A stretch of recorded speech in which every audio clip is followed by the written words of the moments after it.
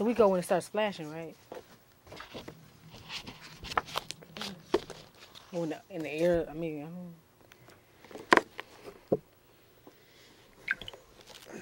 I don't... Hello, everyone, and welcome to another edition of Proven Diabetes Care and Outcomes on the South Side of Chicago. I'm your host, Jacinda Lockett, and tonight joining me is my guest, Sadiq, personal trainer. Welcome to the show. Thank you for having me. And as you know, we've been on the show, he's been on the show many, many times in the past talking about exercise as it relates to diabetes. Yes. So he's going to give you all the information that you need to know about exercise and how important it is if you have diabetes or if not. Yeah, it's just absolutely. important, period, to your overall lifestyle. Absolutely. And so with that being said, how does exercise help diabetes? Well, we know that diabetes, in almost 85% of the cases, type 2 diabetes that I'm discussing, is related to obesity or being overweight. So exercise alone can help that, just in that it can actually expend calories and a person can lose weight. So that's number one. Number two, when you're talking about any type of disease, medication takes a wear and tear on your body, whether it's the kidneys, whether it's a lot of different functions that take place. Your body has to be strong enough and equipped to deal with being medicated if you get sick. That's very important. Very important. Yeah, when you're taking medication, that always, pulls away from your overall health. And so, and I got an email from you now, and you get sent out emails all the time. Yeah, all really the time. Good emails that you can just, on the go, on the fly, get them on my phone. And you were talking about drinking water. Yes. Yes. How important that is. It's like the top 10 benefits of drinking water. Even if you have diabetes. So talk about that. Some of these pointers. If you will. Well, hydrating your body is a must. 75% of the human body is water. The brain sits on water. The blood flow of the body takes place on water paths. So water is very critical for your health. I try to give an analogy when I tell someone, imagine having a bathroom and that the toilet just could not flush. Wow. That's the equivalent to not drinking water. Wow. So water flushes out your body. Water cleans out your system. Water is a must. You're talking about improving skin, improving hair, energy. Water actually helps with energy. So a lot of those people that feel lethargic throughout the day, a lot of times you're dehydrated, and it actually curbs your hunger appetite. So you don't eat as much, and you don't want to just rush and just snack a lot. And I like what you said at the end. You said water's free. Yeah, water is free. Cost, No water is. You have some people that even the high end water drinkers. I've been seeing Voss water on sale at different stores, and it's a lot less expensive than it once was when water first started being bottled water. And make sure you read those ingredients. Make sure you're not getting water, and there are a lot of things added to the water. So that's something to look out for. Definitely, 100%. When you see those the labels, you're like, all this stuff goes into this, pure looking, Yeah. Bottled water. Marketing is something. It is. So they push that. But yeah, water is very, very critical. Type 2 diabetes is something, and even when type 1 is something that you're born with. But type 2 diabetes, and even diabetes that a person gets during pregnancy, these are things that you have control of. You don't have to submit to the disease. You have to improve your health. You have to take steps. Some people want to take baby steps. Some people want to fight a disease and take giant leaps. But it's up to you to make that change.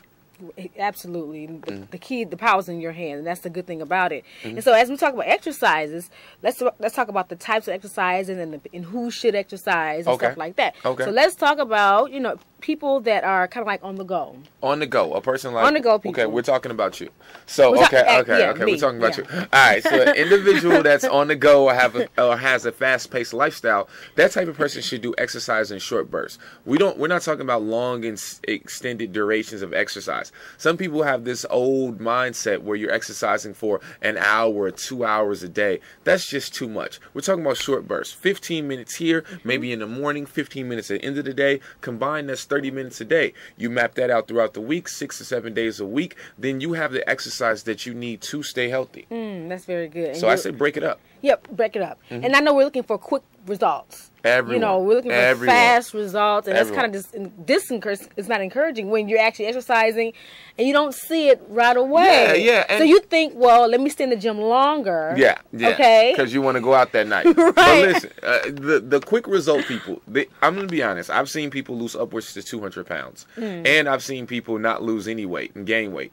The quick result people always end up being bigger than the people that are just like, I want to change my lifestyle. Wow. Every single time.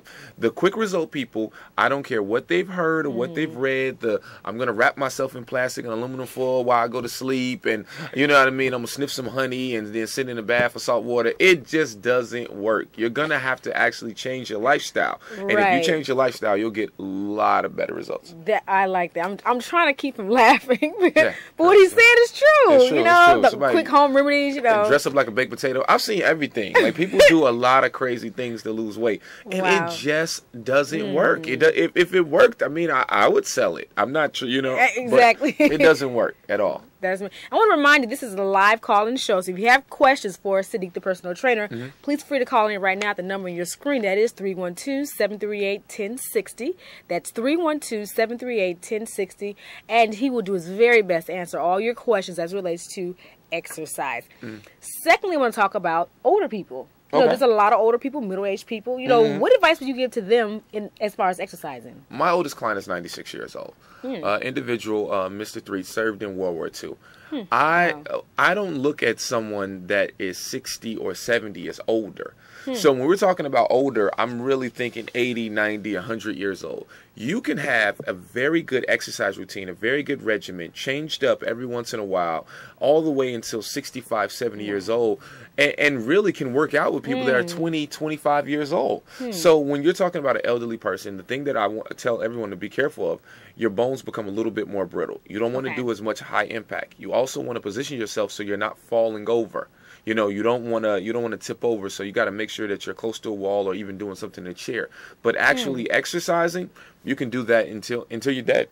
You can exercise until you die. Well, that's some good news. Yeah, it's some good news, and it helps you. It helps you as you get older. Right. You have some people that they think they're 45 and they feel old, and you know they die at 80. But the thing is that they stop living at 45. So even though it takes them a while to die, that they've been taking medicine, they can't go to grandkids' recitals because they're stairs. I hear all type of sad stories, all because a person can't just put down that extra piece of chicken. You just you might just have to put it down. Exactly. Yeah, just for a little bit. Whatever it takes. And it adds vitality to your life. Absolutely. That's what it sounds like. And you definitely want to be useful while you are here on Earth. Yeah. Another hot topic we talk about when you're here is exercising in children. Yes. Okay. Yes. And how important that is, especially in these days. Very important. Well, and that's a subject that really hits home to me. As I was younger, I would bully overweight kids. Oh. I think I'm sorry, I did, and I think it's one of the reasons. You've learned from it. I've learned from it. I've matured, and I'm helping now he's people. Giving back. Yeah, I think that's why I've dedicated my life to this. Society. Yes, absolutely. And I think it's very difficult for a child to be overweight. Parents, the first rule of parenting is modeling. You want to actually set a good example for your children. So if you're exercising, you're waking up in the morning, if you're eating healthy, then the kid doesn't have a choice. I know children that have never tasted McDonald's. Wow. You know, because their parents set a precedence early on in their life and actually guided and dictated their choices. So they don't have a hunger for salt to the same degree or soda pop.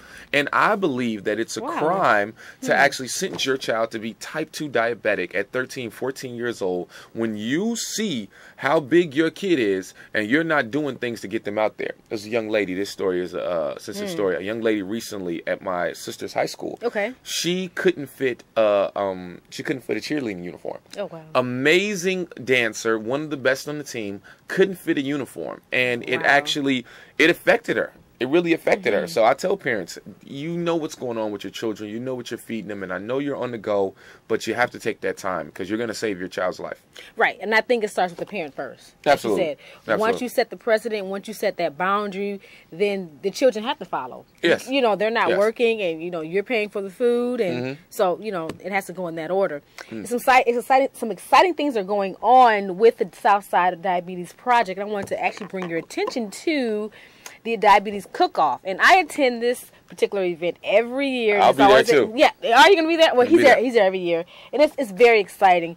And this year is going to be November the 15th, so it's right around the corner. And if you're out there and you want to put your skills to good use, and you consider yourself a good cook or a cook in training, you know, why not submit your recipe online? And that's you can actually visit the website. It's southsidediabetes.com. And we're also on Facebook. So that's Improving Diabetes. and this information is right here. The telephone number, if you want to actually call in, it's 773-702-2939. And it's a lot of fun. It's for the entire family. Yeah. There are prizes. Great time. Oh yeah, there's food sampling. Yeah, and Jacinda, did you participate last year? No, I didn't participate. I thought that was your ramen noodle recipe that was submitted. I thought that was you. I submitted ramen noodles in the cook-off. And the good thing about this cook-off is it's actually for diabetics, but the food is really good. Yeah, and I am a sweets guru. I love sweets, and they had peach cobbler there. They had cookies there, and it's all designed for the diabetic. Yeah. And there are certain ingredient guidelines that you have to adhere to. But if you go to the website, SouthsideDiabetes.com, you get all that information, all that detail. But anyone can enter this contest. It's open and it's free to the public. So we encourage you to come on out. And I'm also looking on here, and I'll give you another peek. They also have sides, entrees, and snacks this time around. So it's not just, it's not just geared toward dessert. There's actually entrees too. And so submit your recipes, and there are 4 different categories: sides, entrees, dessert, and snacks. And yes, and so like I said, the guidelines are online of what you can and cannot use, and it's gonna be fun. That's the most important. We're gonna have a good time there, guys. Come out. I'll show you some exercises as you're eating peach cobbler with Jacinda. Yeah, we'll have a great time. Bring your milk if you like peach cobbler and milk. Well, obviously you do. Tell the world. Yes, I do. But you feel great afterwards, okay? You feel great, and you actually, you get a good report on your next doctor's visits, okay? So if you're just not joining us, I'm Jacinda Lockett, and I'm with Improving Diabetes Care and Outcomes on the South Side of Chicago, and my guest tonight is personal trainer Sadiq. Yes. Welcome to the show.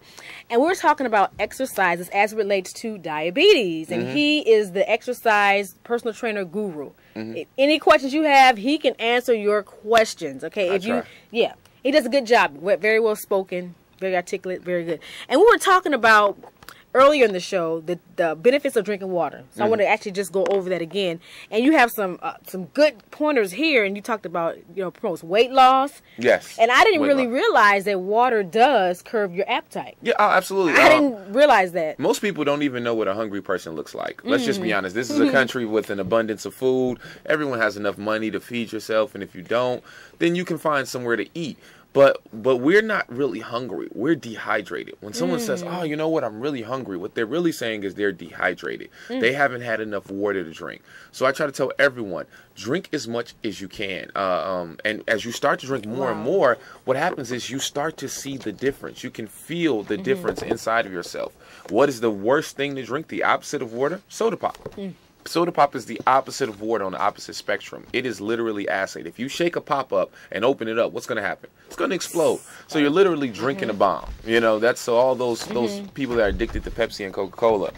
Be careful. Be careful. You really got to hydrate. Right, and so and you always have access to water. Okay, there's always access to water anywhere, free, and the water is very affordable. Yes, very affordable. So it's not you won't have a problem gaining access to water if you by all means can. And then we talked about exercise among the fast-paced person, the person that's always on the go. Jacinda. Me. The Jacindas of the world. Yeah. They don't have a lot of time to exercise. Right, but I want to be healthy. I want to be here for a long time. I want you here for a long time. And I want to feel good while I'm here. And your advice was to exercise in quick intervals. Yeah, bursts. Just do. You don't have to get it all in at one time. A 5-minute jog here, a 10-minute jog there. And then you can use activities. You don't have to park. You don't have to park in the handicap park and use your grandma's sticker. I'm sorry, I saw you. But what you want to do is park further away and walk to where you're going. Use the stairs instead of the elevator. Activities like that really build up over time. So that's one of the suggestions for the fast-paced person. And I think too is not doing it by yourself. Oh yeah, you gotta have a friend. We talked about in the past time we was on the show to actually incorporate a group, incorporate people to actually be dedicated with you or to be accountable too. Some of my workout classes, we had over 200 people at one of my boot camps. Wow, yeah, and I've been to one, and it's so motivating. Yeah, because everyone's there for one purpose, and they're going after one thing. It's phenomenal. And I think we have a caller. Caller, go ahead with your question or comment. Hey, good evening. I want to ask a quick question, especially to your trainer. How does I guess when you start out training, you need to deplete the body, I guess, of of a lot of sugars in the bone, in the muscles, I guess. And doing that, does that lower or make a person more susceptible to being, I guess, becoming, how you call it, ketoacidosis, having a low blood sugar, or is that something that just relates to diabetics? Oh. Wait, I'm trying to understand your question. You're saying you want to start working out and you want to deplete your body of all its sugars? I hear, because that helps the process for rebuilding the muscles. I've gotten flabby over the years. Okay. Well, one of the things you can start off, and the body detoxes itself naturally. Whatever you're doing that's unhealthy, the thing that you want to do is take a break from that. That's where it just takes an honest accountability of yourself. Try to give yourself 4 hours between when you eat dinner and when you go to bed. We all have vices and we all have habits. Let's say you're starting a workout routine and you want to build muscle. You want to utilize resistance training as much as you can. And when I say use resistance training, the old methodology of lifting as much as you can, as heavy as you can, is antiquated. No one does that anymore. Wow. Going to the gym and lifting light with a lot more reps is something that you can do to start building muscle in your body. Therefore, you can avoid injury and you can actually improve your muscle definition or muscle tone. And that's the reduction of the body fat. So that's something that you want to focus on. Don't focus so much on depleting your body of anything outside of avoiding certain foods, the going too much on the desserts, the Jacinda's favorite cookies, chocolate chip, right? Yeah. So peanut butter. Yeah. All right. So avoiding some of those things, but also getting that resistance training in anywhere from 3 to 4 days a week really will help build up definition and muscle density.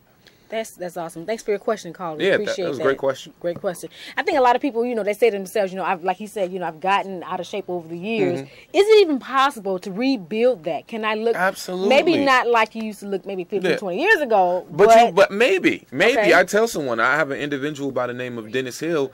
He, at 57, 58 years old, he's in the best shape that he's been in. I mean, better shape than he was in the military. So I've seen people that have actually come around full circle. So it's possible. It's very possible. That is encouraging. Yeah. Especially if you're middle-aged. I think we have another caller on there. Caller, go ahead with your question or comment. Hi, I had a question about running.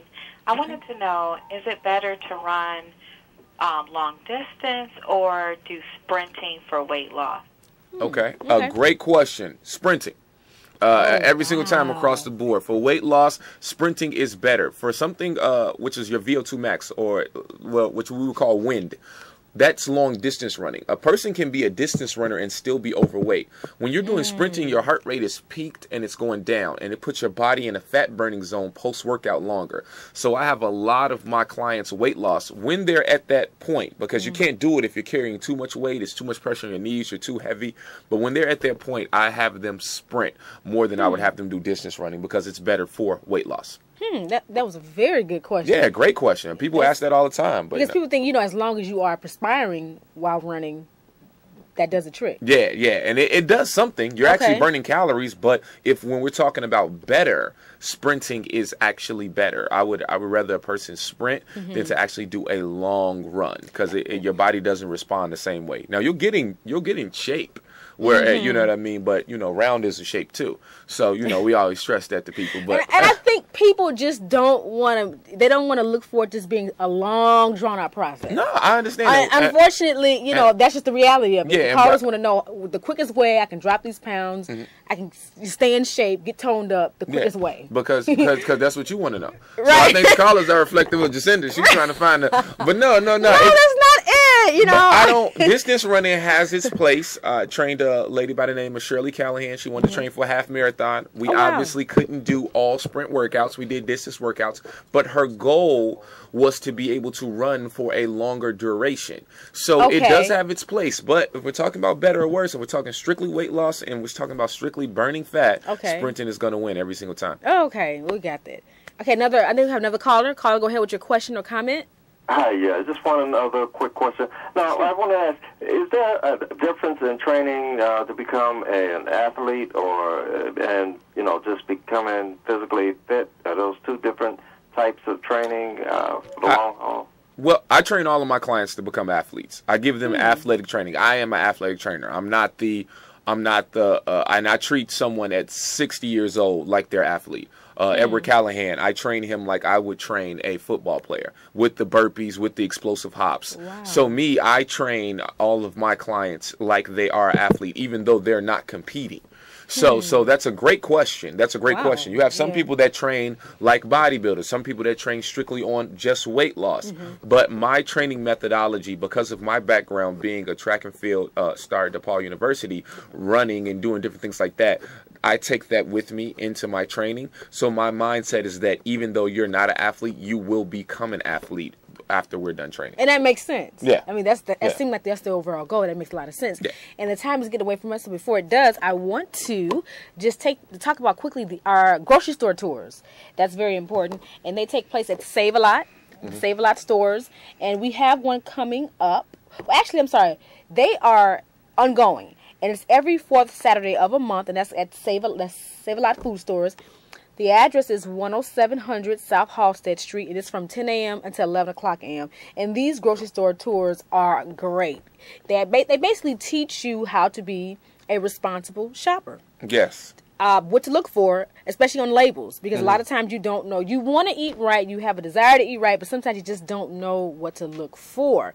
And these grocery store tours are they're perfect. And I think, have you been to one? Oh, yeah. I've hosted a few. I've hosted a few. I take you around the store and just show you how to shop. Yeah, we have a great time. So if you guys come out, you get to meet me in person, and I'll show you how to shop. We'll go around the store. Try to keep Jacinda away from the peanut butter cookies. And I'll just show you just what are some better choices to make. Sometimes you're trying to decide between two things. You don't know which one is better. Right. And it just helps with that. And it's a great, great time. We have a good time. It's fun, It's fun. Have a great time. And you don't have a lot of time all the time. Usually when you go shopping, you're in and out. You don't have time to look and read and what should I get. So if you plan to come to one of these grocery store tours, you can learn. And then when you plan on shopping, you'll know exactly what you want to get. And again, they're ongoing. So every fourth Saturday of a month, and it's at Save A Lot food store, and the address is 10700 South Halstead from 10 o'clock a.m. until 11 o'clock a.m. We have a great time. You have to register in advance in order to participate. I'm sorry, I didn't mention that, but you have to register. How do they register? They register by calling this number. It's 773-702-2939, and that's the same number you can call for the cook-off, any information you have about the Southside Diabetes Project. And again, that's 773-702-2939. So call by all means to register for the grocery store tours that we have. And again, go online. They're at, what's the address? It's SouthsideDiabetes.com. SouthsideDiabetes.com. And we're also on Facebook. And just type in Improving. It's not that on Facebook. I want to get the right information for Facebook, because if I get that wrong, you'll be looking for it. That is Improving Diabetes, and that's on Facebook. That's Improving Diabetes on Facebook. So again, thanks so much for your questions and comments. And I think we also have at the Clio Center, I want to give the dates out for that, for the food pantry. And a lot of you do come to that, and it's very important, especially to your family, especially if you depend on something like this. So the next food pantry coming up is going to be October 1st. We already missed September, so that's October 1st.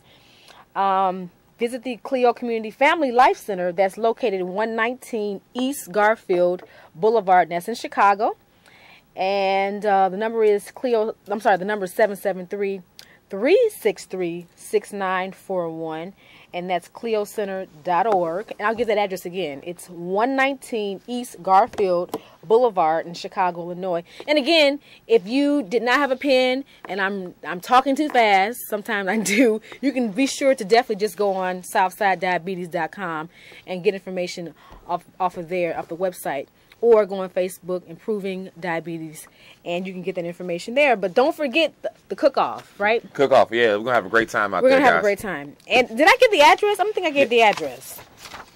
The address is not on here, but I think it's going to be at the Kennedy King College. Yeah, it's going to be at Kennedy King. And they'll see all that online. Yeah, Kennedy King College, you definitely visit. Yeah, it's going to be there. It's a phenomenal building, state-of-the-art. Love it. I love it. Love it. So again, that's SouthsideDiabetes.com. I'm your host, Jacinda. Thanks for joining us. Personal trainer, Sadiq. He's everywhere. Everywhere. Mr. Chicago. Yeah, I'm there. So thanks so much. We'll see you next month. Next month. See you guys.